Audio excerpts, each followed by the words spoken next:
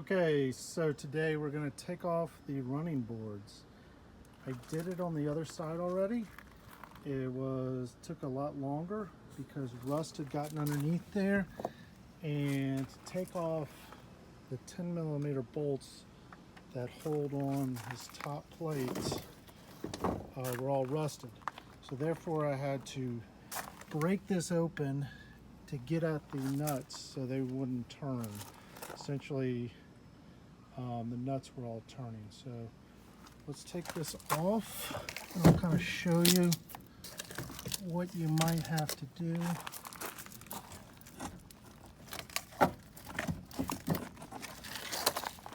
So those bolts go through here, but the problem was that everything was turning.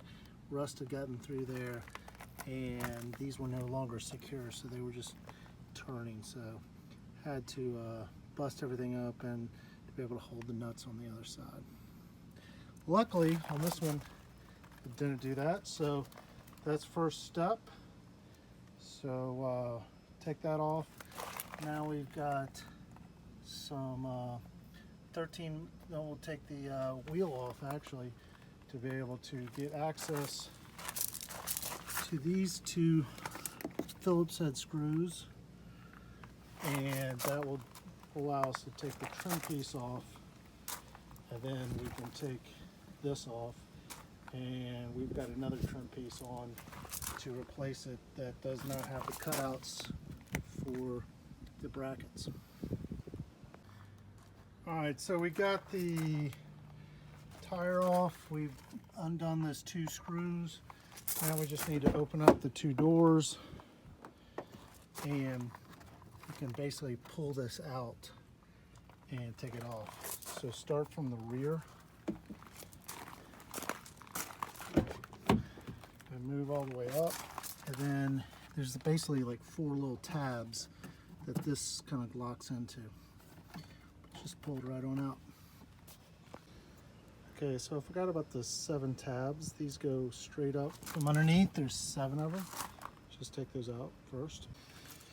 So as you can see, each bracket has got some 13mm bolts, and for each bracket there's 2 underneath coming up top. So take those off.